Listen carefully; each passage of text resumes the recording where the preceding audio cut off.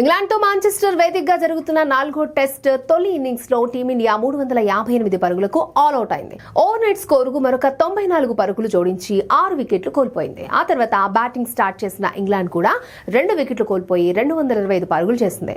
అయితే తొలి రోజు ఆటలో గాయపడ్డ రిషబ్ పంత్ కుంటుతూనే క్రీజ్ లోకి వచ్చాడు. మరొక హాఫ్ సెంచరీతో అదరగొట్టాడు. ఈ క్రమంలో చాలా రికార్డులు క్రియేట్ చేశాడు. అవును, విరిగిన కాలుతో బ్యాటింగ్ చేసిన రిషబ్ మరికొన్ని రికార్డును తన పేరిట రాసుకున్నాడు. ముఖ్యంగా జోఫ్రా ఆర్చర్ బౌలింగ్ లో 6 కొట్టి టెస్టుల్లో అత్యధిక 6లు కొట్టిన బ్యాటర్ గా సరికొత్త రికార్డ్ ని క్రియేట్ చేశాడు.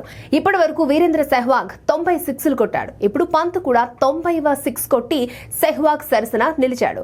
వీరితో పాటు విదేశాల్లో అత్యధిక అర్ధ శతకాలు సాధించిన కీపర్ గా నిలిచాడు. పంత్ ఇప్పటి వరకు 9 అర్ధ శతకాలు చేశాడు. దీంతో మహేంద్ర సింగ్ ధోని 8 అర్ధ శతకాలతో 2వ ప్లేస్ లోకి పడిపోయాడు. ఇక వీటితో పాటు ఒక టెస్ట్ సిరీస్ లో 50 లేదా అంతకంటే ఎక్కువ పరుగులు చేసిన కీపర్ గా కూడా పంత్ సరికొత్త రికార్డ్ ని నెలకొల్పాడు. ధోని మరియు ఫరూక్ ఇంజనీర్ 4 సార్లు చేయగా పంత్ 5 సార్లు ఇలా పరుగులు చేసి టాప్ లో ఉన్నాడు. దీంతో కాలు విరిగినా కూడా తన బ్యాటింగ్ పవర్ ఏంటో మరొకసారి చూపించాడని క్రికెట్ విశ్లేషకులు అంటున్నారు.